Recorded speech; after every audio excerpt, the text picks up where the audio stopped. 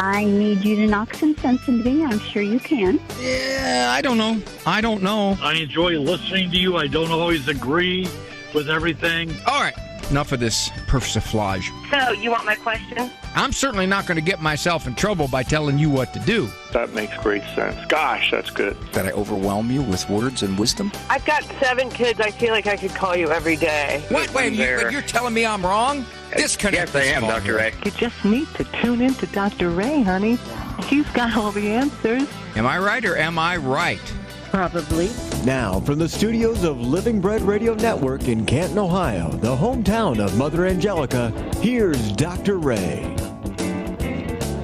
Back in the hometown of Mother Angelica after having a wonderful 3-4 days down at EWTN, doing some podcast work and having some visits with good friends and doing the stuff of TV and radio. But I am now back in the studios here of Canton, and my wife just walked in with my phone that I forgot. Thank you, baby.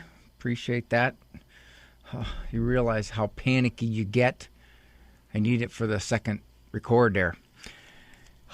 I'm okay now. I walked out of the house, forgot my phone. I can't believe that I lived most of my life in the first years and even into middle adulthood without a phone with me. I'm okay now. Back here in the studios with the number 877 573-7825, 877-57-EQUAL. I'll repeat it because I know I said it kind of fast. The number to get onto the program. Why would you want to get onto the program? Well, I hope because you would think it might be helpful. You can ask a question about a particular circumstance in your own life. You can ask a generic question, something you don't understand or you want some fleshing out about psychology or emotions or perhaps development. Maybe a diagnosis, intellect, the faith, as it's intertwined with better living, psychologically stable living, and it is.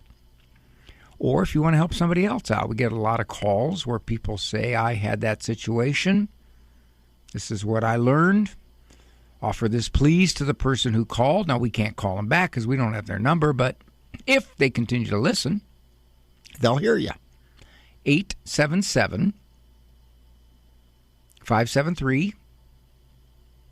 877-57-EQUAL. You will get Eric Dumont, who will pick up the phone. The doctor is in. May I have your question or comment, please?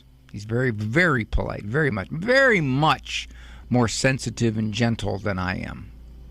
He kind of sets you up. You feel like, well, that was very nice. Well, that's easy. I was kind of nervous to call, but no, he put me at ease. Do I really have to talk to that other guy, that host, that Roy Ganudi? We are in the octave of Easter. And I was pondering what opening monologues I might embark upon. Sometimes when I do these kinds of spiritually toned monologues, people are less likely to call in because they think it's a topical show. They think it's something about spiritual, religious, apologetics matters. No, that's just what I chose to choose as an opening monologue. But you can call in about anything regarding your own particular situation. Think first about the person in your life whose passing was the hardest for you. A person that you were very close to, someone very important in your life, someone that you so very much loved, who died. Either unexpectedly or a parent who was well into their 80s or 90s, and you miss them desperately. perhaps a spouse, a child. And the grieving process takes a long time. It truly does. Most people underestimate how long it takes. Do you have that person in your mind right now? Who that is?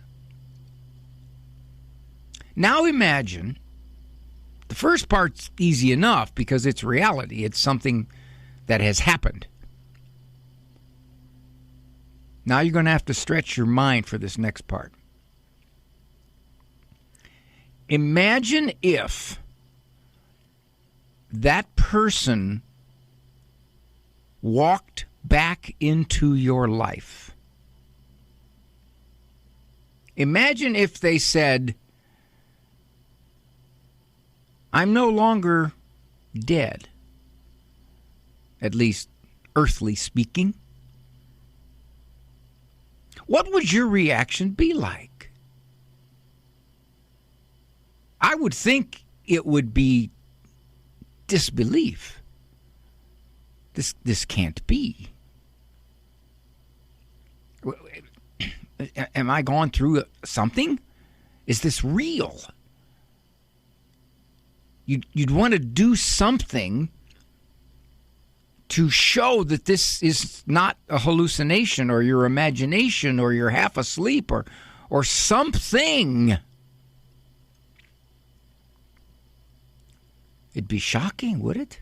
It'd be shocking. This stuff doesn't happen. It never happens. Nobody dies and comes back. Now, once over your original shock, disbelief, and who knows how long that would take, what would your emotion be next? It would be joy beyond description. You'd have a hard time finding the words potent enough to describe this. And you'd wonder, how long is this person going to be with me? I think about this. It's the only way I can really wrap my head around, at least even a little bit, what the apostles went through. The Gospels are very understated. Jesus came and stood in their midst. Oh, okay. Oh, there he was. We were completely rocked down to the core of our being. We couldn't believe it. We were jumping up and down. We were doing jumping jacks. A couple of us said, what? Wait a minute. I got to touch him. I got to see if he's real. No, Jesus came and stood in their midst. Now, there was all kinds of reactions. They were shocked, I'm sure. I think Thomas was the most human reaction recorded in Scripture. I won't believe it. I won't believe it. So I put my fingers in the nail marks in his hands. And by the way, the hand at that time was considered anything from the tip of the fingers to the elbow. Or in his side. Then, once you were absolutely convinced it was Jesus in the flesh. And keep in mind, some of the Gospels say that he did things to show them he was not a ghost. He ate with them. How would you capture your emotions? How would that happen? Maybe that's why the Gospels are so understated, because they didn't even try to find the words to express their felt emotions at that moment. I think about this, and the more I ponder it, the more I'm stunned at the reaction of the apostles, and I so wish our gospel writers would have put in a little more detail, a little more description. But maybe that's part of what makes it so believable. They weren't trying to convince you. They weren't trying to paint this picture of, man, we were jumping all over the place, man. We were high-fiving. We called out for a caterer. We had him coming in. We were going to be doing some heavy eating. No, Jesus came and stood between their midst. Peace be with you. Peace? Wait a minute. Let me get over my first reaction first, and then I'm going to try to settle down and have peace. And the only way for me to at least get close, maybe, not even, it's not going to even be close, but at least some parallel would be if my mom or my dad walked back into my house and I saw one or both of them. My first reaction would be, what is this? What? I know me. I'd have to touch him. I'd have to feel it. I'd have to say, okay, let me touch my mom's face. Let me grab my dad's arm. Let me see if this is real here. And then I'd want an explanation. How did you do that? You got to figure the apostles weren't really thinking that Jesus was going to show up. He had mentioned it earlier in the Gospels, but they didn't understand it. Didn't quite know what that meant. Maybe they thought, okay, you're going to be resurrected on the last day. They weren't expecting this. Then it all came back to them. I can only imagine, in the words of the Christian song, 877-573-7825. If you've got some opinion or insight to piggyback onto that, call in. We'll mix you in with the folks who are calling in with requests. Thank you. Today's programming on Ave Maria Radio is brought to you in part by a gift from our day sponsor, Esther Adam. Thank you so much for your donation to help build the church and bless the nations. Now you can support Ave Maria Radio by becoming a day sponsor too. Send anyone a message, a friend, a family member, or a priest, just someone close by. Call 877-288-1077 and tell them you want to be a day sponsor. The Heart of the Interior Life with Elizabeth Jingle. How do we respond to the gift of spiritual consolation? In the 10th rule of St. Ignatius of Loyola's 14 rules for the discernment of spirits, St. Ignatius of Loyola teaches, "Let the one who is in consolation think how he will conduct himself in the desolation which will come after, taking new strength for that time." When we receive the gift of spiritual consolation, the primary task is to welcome this grace and the blessing it is intended to bring into our lives, to strengthen us, to console us, and to fill our hearts with God's love. Father Timothy Gallagher writes, "Before spiritual consolation serves any additional purpose, however valuable, such consolation is above all a gift of God to be received with gratitude and from which to gain new energy in the ways God intends. It is God's look of love upon us, imprinting grace within our hearts." For more information, visit AveMariaRadio.net. Ave Maria in the Afternoon is underwritten by the following nonprofit organization: Real Estate for Life. Buying or selling your home or business property? Real Estate for Life can connect you with one of 1,400 pro-life real estate agents around the world. When Real Estate for Life receives a referral fee, they donate 70% to Ave Maria Radio and Human Life International. More information at realestateforlife.org or 877-LIFE-US1. That's realestateforlife.org.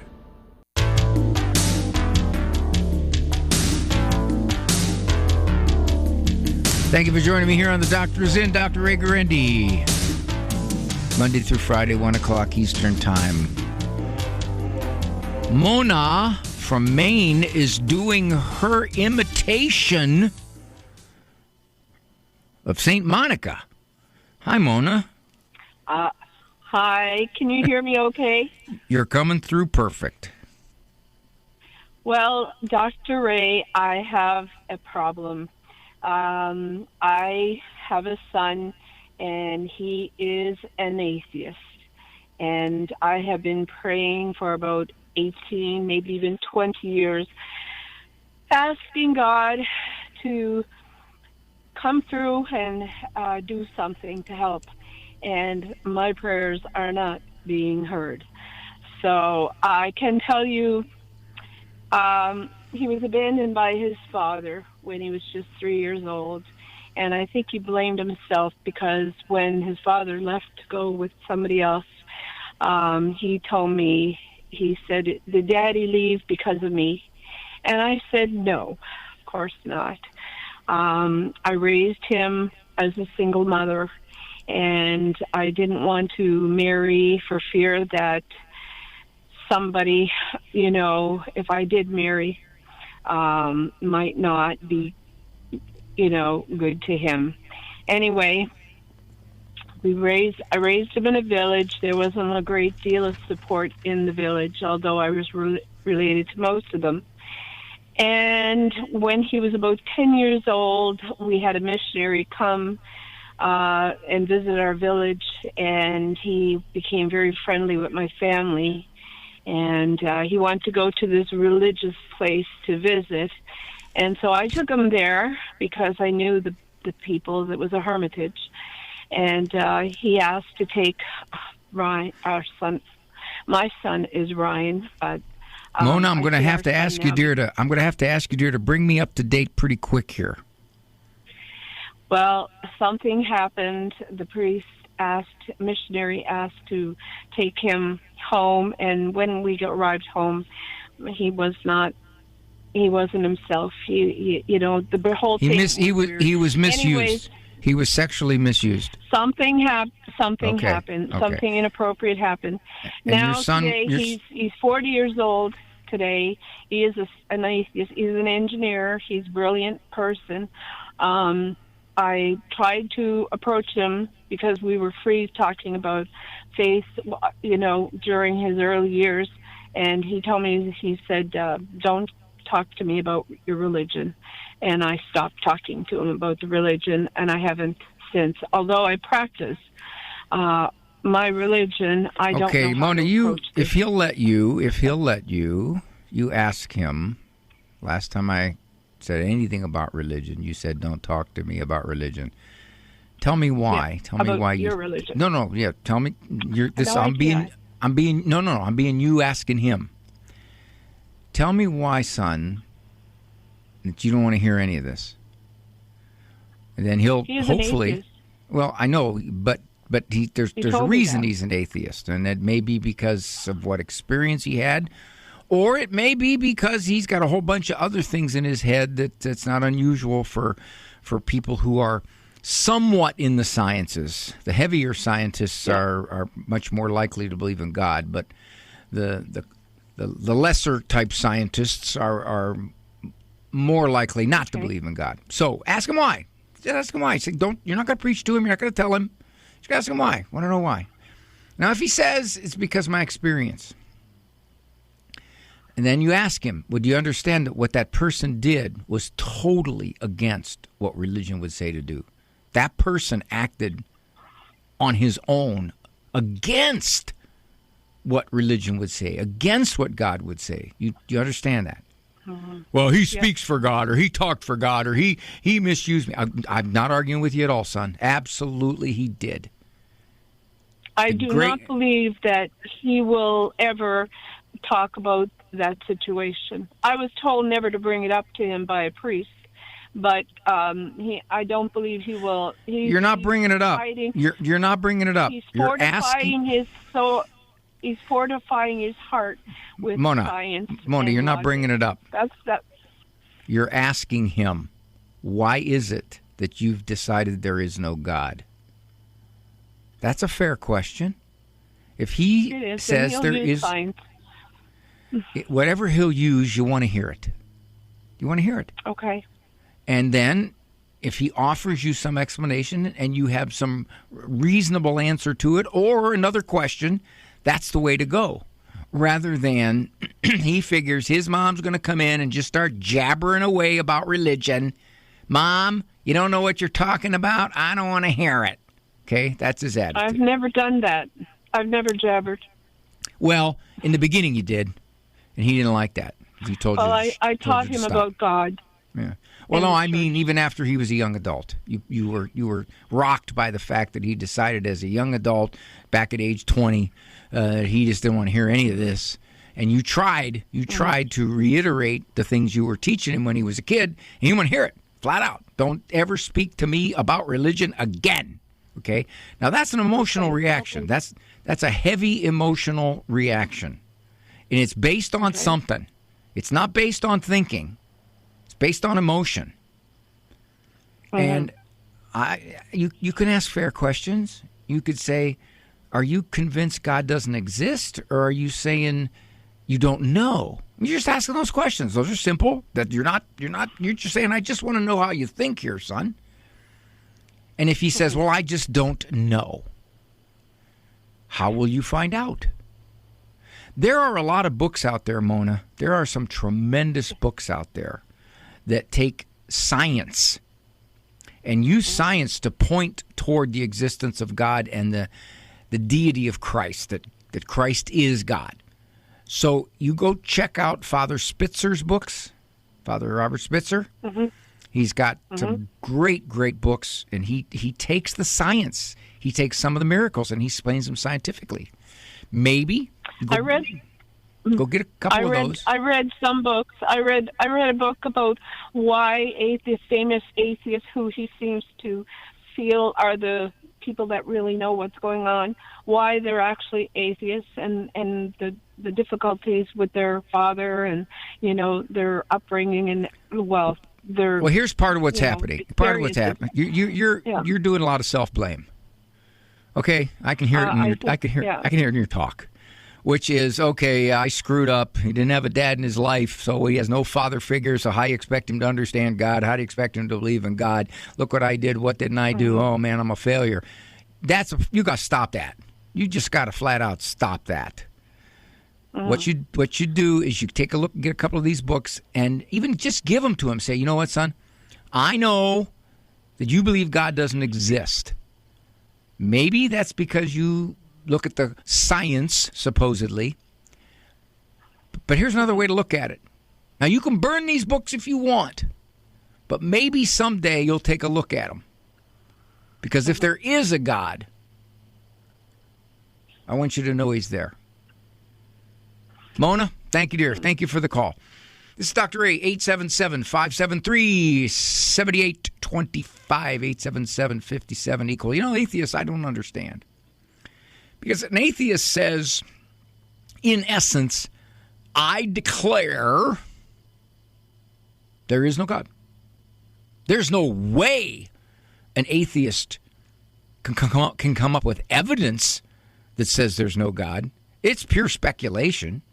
It's guesswork. They may believe they're right, but they only base that on their own personal faith. It takes faith to be an atheist because that's all it is. You can't disprove God. You can't prove him either. That's true. I can't scientifically prove the existence of God. But at the very least, if I'm going to believe, there is benefit. Because if he does exist, one, I'm going to live better, and two, I may just have a real good chance at eternal life. Now, if you say he doesn't exist, and I totally ignore him to the day I die, and I've had friends like that do that. They'll just flat out say, that's nope, doesn't exist. Not thinking about it, don't want to think about it. Yeah, I'm convinced God's got to, in some mysterious way, knock on the door, Knock on the door. 877-57-equal. Number to call. Get on to the program. Dr. Ray.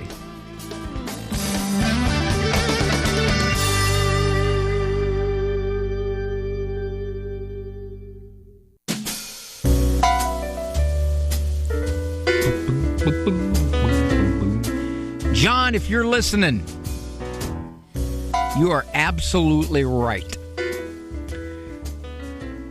When I get a call, not unusually, I'll make a note during that call. And the first note I made during Mona's call was, my prayers are not being heard. And I was going to address that. And I got distracted by some of the other information she was bringing up, and I addressed that, and I left behind my note, my prayers are not being heard. And John called to say, Ray, you blew it. You missed it. You're right, I did. But if you could see, if we were on camera right now, I'd hold this up, and I would show you. And I do want to comment on that, because if Mona is listening, more accurately, she would say, my prayers up to this point have not been heard, or they have been heard, but at this point, God is respecting the son's free will, the son's stiff-necked resistance to any of this. So there's two places to go with that sentence. One, of course, God's hearing her prayers. Just at this juncture has not seen the results she would like to see, which means she's thinking God hasn't heard her.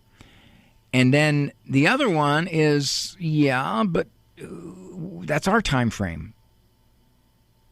I know I routinely say, come on, God, come on, I haven't got all day, let's go. Come on, got some prayers here, got some prayers. And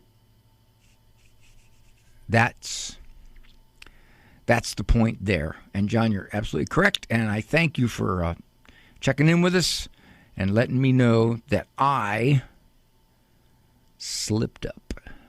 But I was aware I slipped up. 877-573-7825. 877. Oh, man, I'm getting all kinds of corrections. Yes. Kelly from Billings, or Bill from Kelly. That could be Bill from Kelly, Montana. No, it's Kelly from Billings, Montana. Hi, Kelly. Referring to Mona's phone call, I feel like both you and Mona focused on his scientific direction, his scientific leaning, and I just wonder, I mean, she didn't say, did she ever take him to the doctor? Did she get him to a counselor? Was what happened to him as a little boy by a priest or whatever religious person this was ever addressed? I think that's where his atheism is stemming from. Kelly, I'm trying not to be hurt, but I'm thinking you didn't listen to me, because I said his reaction to this atheism is emotional. Ask him what happened. What was it? And I talked about responding to him saying, whatever someone did, they were going against what the church teaches. They were going against what God would want. I emphasize that. But you are correct. We didn't delve into exactly what happened, and she kind of implied he didn't want to hear it. Remember that? Early in the call, she said if she brings it up, he will say nothing about it. Nothing, because she's tried. So, but you are right in that sense. Now, this is kind of a rarity for me. I have been slipshod on the same call 2 different ways. And there's another call up there that I'm afraid that I'm going to miss it again. If I go, all right, this is no threat. It's not an empty threat. But if I get 4 calls telling me that I overlooked some key issues in that call, Andrew Kruchek, the show's done for today. I quit. It's over. It's played dead air. Dead air is better than error air. Kelly, thank you. You're absolutely correct. That definitely can be explored more. I don't think he wanted to hear it.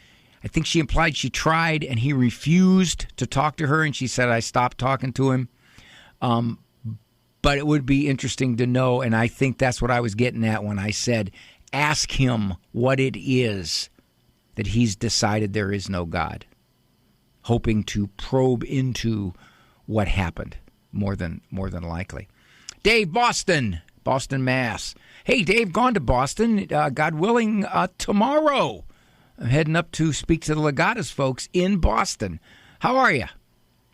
Hi, Dr. Ray. We just talked yesterday, as a matter of fact, and I'm a frequent viewer, a frequent listener, and I just wanted to say, that I've been dwelling more and more upon what you were talking about, Easter Day, and then after, where Thomas wanted to put his hands in Christ's side, but we got to consider a couple of things as well.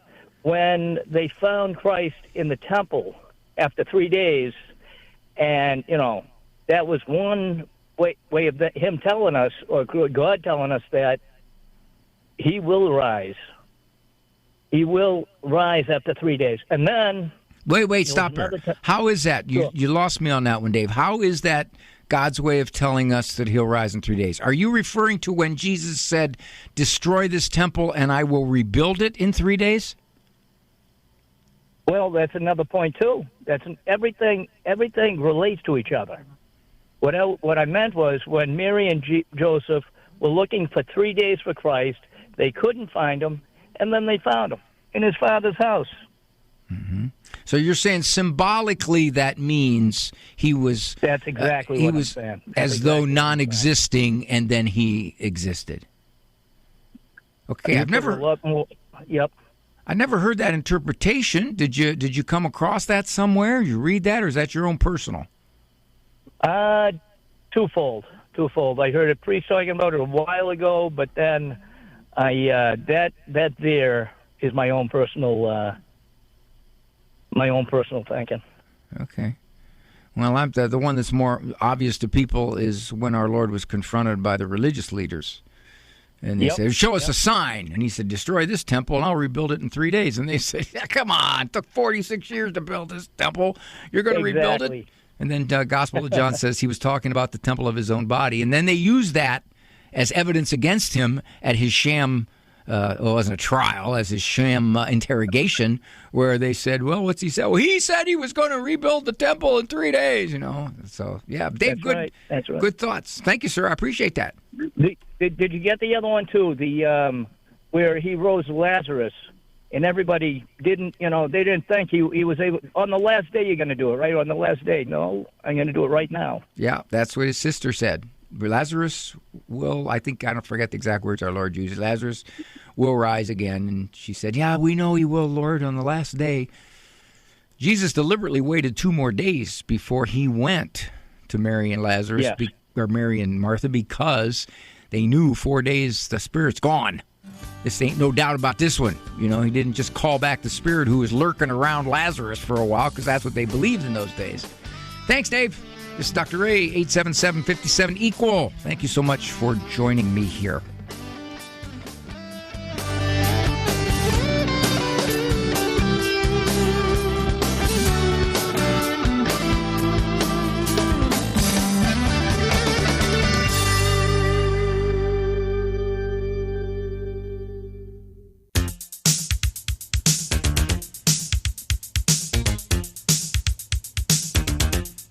Somebody asked me if I belong personally to any support groups.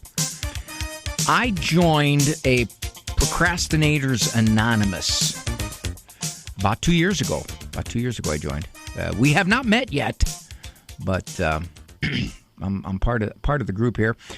Sherry from Broadview Heights. Yeah, right up there. I worked at the VA, Sherry, when they had the big VA there way back. Hi, Sherry. Hello. No, it's not the VA anymore, is it? No, it's commercial now. It's big commercial outfit. Yes, and they've just started it pretty much, and it looks like there's a lot yet to do. Yes, and that is one major league undertaking. Yes, it is. But remember those 7 or 8 buildings for the VA who handled all of the World War II vets?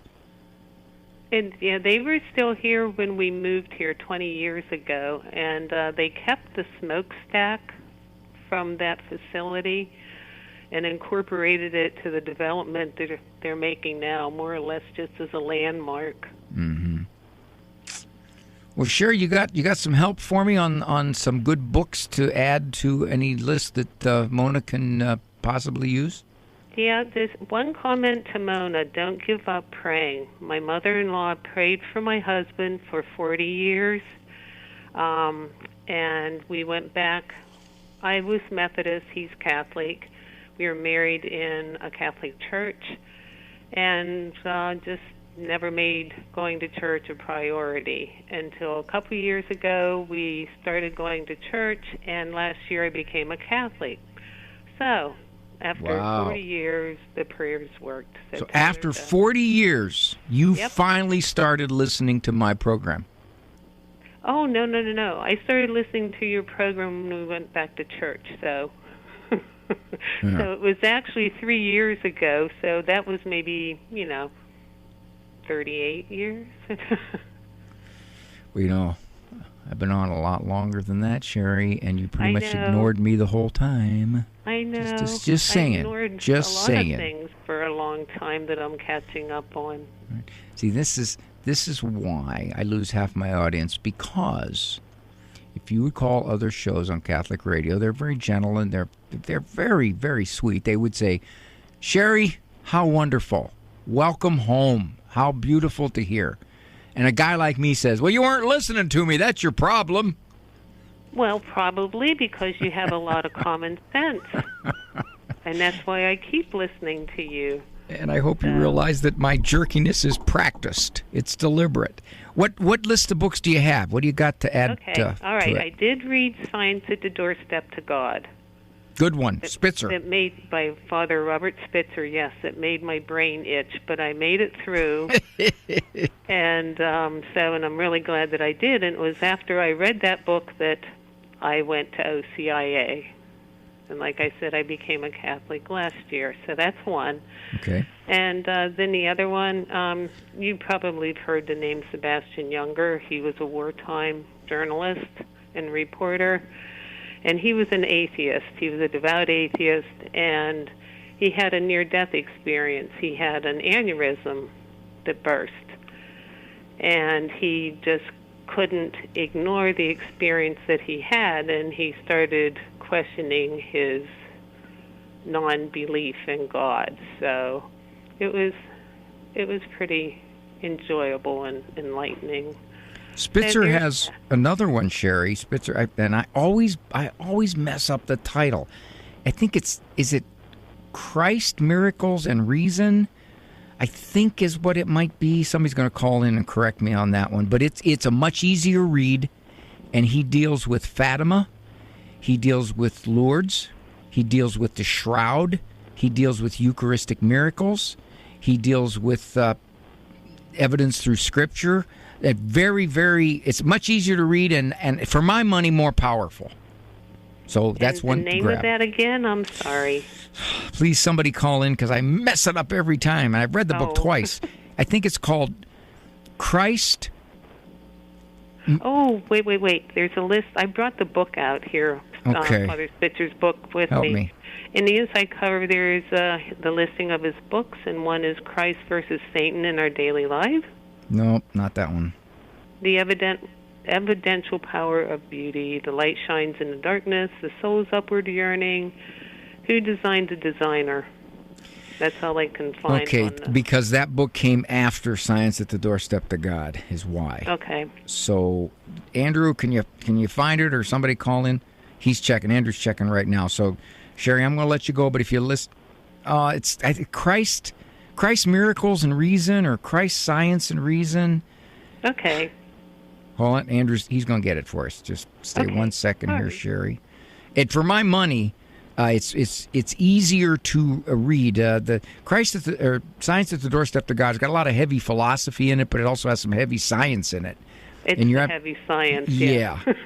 Spitzer's a genius, and part of the problem is that he's so good at it, and you do. If you don't have a science background, you gotta pay attention. But his other one here is much more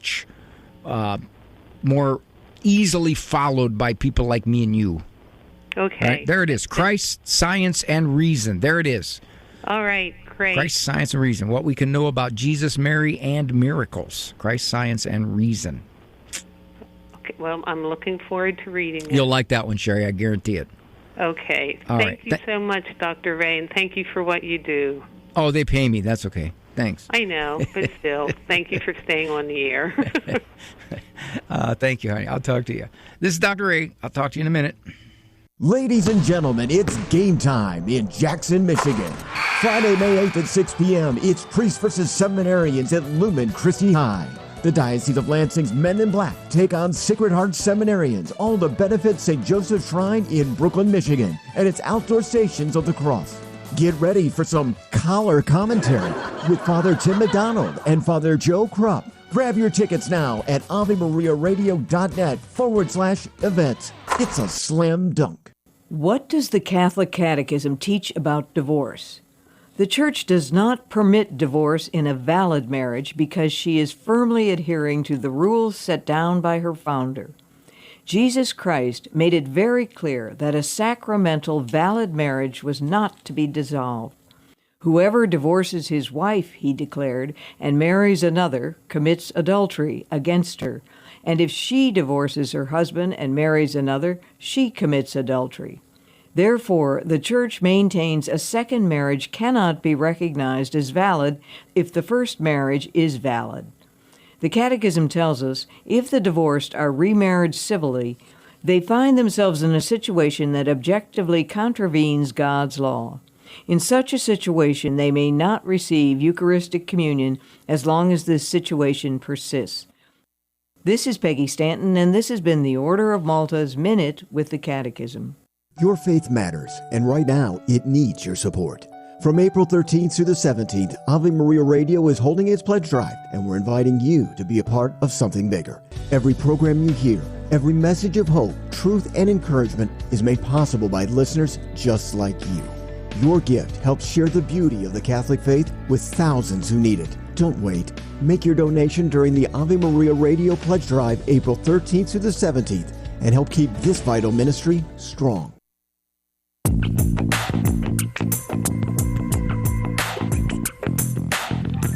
Some great questions up there. Let's get to them, Raymond. Quit stalling. Again, Susan from Cleveland, Ohio, calling from Cleveland, Ohio, calling from The Rock. Yeah, well, I don't know. I think they named it after St. Peter and not Rocky Colavito, because way back when I was a little kid, guy traded Rocky Colavito. Don't knock the Rock for the Cleveland Indians. Rocky Colavito hit 42 home runs. I forget what year. I think he led the American League. But anyway, I digress. Hi, Susan. Hi, Dr. Ray. You're right. That's for St. Peter the Rock. Not Rocky Colavito? No. Okay. Sorry. All right. Anyway, I saw you in Solon when you were at St. Rita's a couple months ago. Enjoyed the show. You dozed off twice, Susan. Oh. Well, yeah. I only saw you once. But I enjoyed the show. And I think you're so practical and you make so much common sense. I wish I would have listened to you when my kids were little. Anyway, I have a question. I want your professional opinion. I was on antidepressants for 40 years. I went through a real bad divorce, and so I was on antidepressants, but, 40 years ago, I don't need them anymore. And I talked to my general practitioner, and he said, no, you have to stay on them for, the rest of my life. But in your professional opinion, do you agree with that? Okay, I got to be real careful here, because Susan, I cannot second guess someone that you're seeing. Here's the he's just my regular doctor. All right. Here's the general aspect of it. When someone can get off of antidepressants depends upon the doctor's judgment. when you have a depression that is life-based, in other words, you were reacting to a stressor in your life, your divorce. Because of that, it's more likely you can, at some point, taper off the antidepressants. If indeed you have a depression, we have a call right now waiting. Ron is waiting. And we have a call right now which may indicate a kind of depression that is biochemically based. Now, if that's the case, yes, then the depression would be something that would probably require long-term medication. Now, I don't know the nature of your depression, and I'm certainly not a physician. I would guess maybe you could ask your general practitioner, why do you say this? And if he says, well, you know, Susan, you've wrestled with depression all your life. You first got depressed when you had a divorce, and then you had depressed when you were your kids, and then you got depressed later. Then you've come to me complaining about depression last year. And if he says something or she says something like that, then they're saying, Susan, you've had recurrent bouts of depression. Okay, so that would seem to be the prime consideration here. If you want a second opinion, obviously, you go to a psychiatrist, someone who specifically works with depression and medication, and say, here's my history, here's where I'm at now. Is it possible that at some point I can be weaned off of this? Now, my experience is most psychiatrists will tell you, yes, you can, unless, as I said, in their judgment, it is a depression that is based upon something going on in your brain, which we really don't understand. But it can be a very devastating kind of experience. So that's what I can tell you.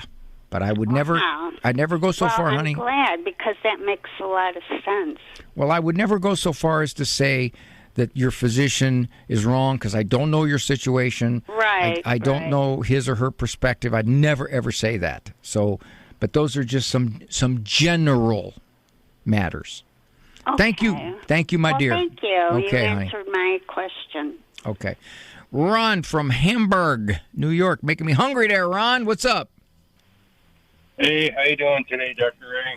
Now, see, bipolar, if that diagnosis is correct, then it is likely that there are some kind of psychotic symptoms going on with your mom. Yeah, probably about, I'm going to say at least over 30 years ago, she was diagnosed as being bipolar. Okay, and I can't remember what stage it was. It wasn't the... it was the worst one. I don't know if there's 3 stages. If there's 3, I'll just say it was 3. She got anyway. Was it circular? Was it circular? Was it depressive, or was it manic? I'm not sure what you. I mean, she was very paranoid. So does that mean manic? Yeah, and very possibly she had psychotic components, which is she's losing contact with reality. Right. Well, as the years have gone on now, okay. She's very forgetful, and she's also 86, which is understandable, but she seems to be getting worse and worse and worse and worse and worse. I mean, it breaks my heart when I hear my mother swearing now. Never used to. And she's a very Christian woman, and when she goes into these episodes, she actually uses God's name in vain. Mm-hmm. And probably within the last 5 years, I told the guy I talked to before 2 years, but it's been longer than that. When she gets into these delusional thoughts of people breaking in and stealing things, I mean, just ridiculous things like her glasses or a knife set, or, they go in and take her purse, or they go in and take her checks, or she can't find her bank statements, Ron, that's not unusual for someone that is in a dementia process. In other words, your mom could be, and again, I can't make this diagnosis from this distance, but your mom could be not only experiencing whatever it was that got her diagnosed bipolar, but she's also in the beginning or even middle of an Alzheimer's or other type of dementia process. And it's not uncommon at all for someone moving through dementia to accuse people of stealing or to call the cops or to call the fire department. That's not unusual. So what you're dealing with is delusional or even hallucinating, which is probably, again, don't quote me, but it could be part of a dementia process going on. That may be what you're dealing with, and if that's what it is, it's not going to get any better. Okay, you're gonna have to at some point deal with her ability to remain on her own. Well, wow. Anyway, my friend, you call me back. You call me back because I just got the cue that I've only got 20 seconds left. So please give me a call back, Ron, and we'll talk a little bit more. This is Dr. Ray. Thanks so much for joining me, Andrew Kruchek and Eric Dumont. You have to join me because you work there at the station. But you other folks don't have to join me. Your own free will. Appreciate that. Makes it more valuable. Walk with God. He does exist. For information on Dr. Ray's presentations, books, and CDs, visit drray.com and follow him on Facebook and Instagram. The Doctor Is In is a co-production of Ave Maria Radio and EWTN Radio and carried across the EWTN Global Catholic Radio Network.